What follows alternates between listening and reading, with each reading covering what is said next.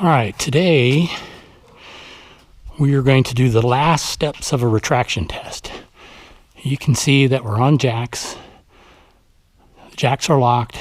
Airplane's well above the ground, so shouldn't be any interference problems. And what we're going to do is get in it and we're going to do the last steps of our traction test, not the first steps. The last steps are just the final check where there would be nothing wrong. All of the each individual gear leg tests and stuff have already been done. This is just essentially what I do to put the airplane back on its feet off the jacks, making sure that the gear's down. So flaps up, the gear handle's in the down position, hydraulic pressure's on. So we're going to turn the master on, and what you see is 3 green lights, right? And now we're going to select gear up, and we're going to pump with the hand pump. And I'm not going to count this out loud, but you should watch the number of strokes. The nose gear will lock up in about 18 strokes.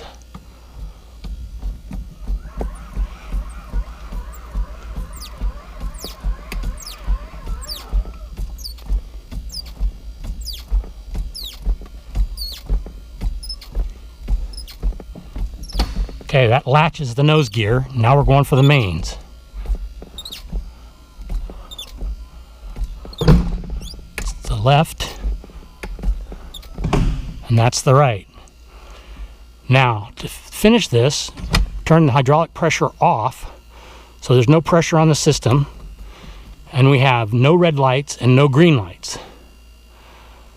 Now, when the throttle is all the way retarded, that's the gear warning horn. You need to make sure that that works, which it does. Now, there's 2 ways to do the emergency extension test. The proper way to do this, and I'm only going to do it once, is to basically pop the up locks out from underneath the rollers using mechanical advantage here. And what you should see is all 3 gear come down and lock with no hydraulic pressure on and no pressure on the system. And note that the gear handle is in the up position. This is a very important test. It verifies that in the case of total loss of hydraulic fluid and hydraulic pressure, or if the gear handle is broken, there's an AD against the linkage on the main gear, the gear retract handle, you can still get the gear down. Now, if you ever have to do this in flight, you don't want to turn the hydraulic pressure back on, because if you do, then the pump pressure and fluid flow will retract the gear again.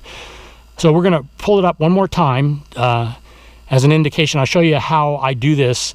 Once you pull the up locks out from underneath the rollers and do this emergency extension, you don't really need to do it every time. I'll show you a trick that I use to do it that's a lot friendlier on the mechanism.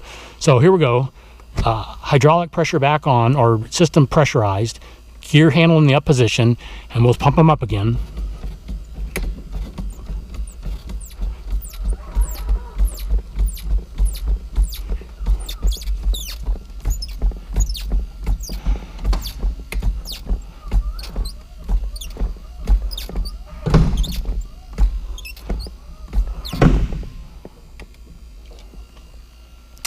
So, note that the unsafe light is off, and the gear's indication lights are also off.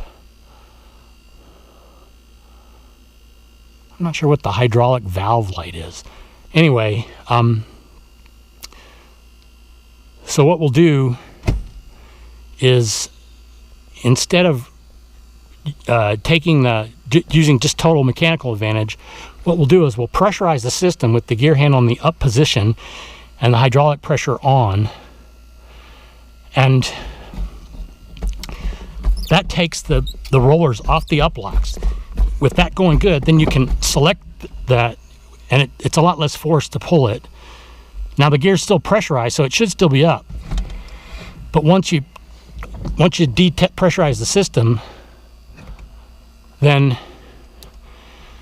you should get 3 green lights, right?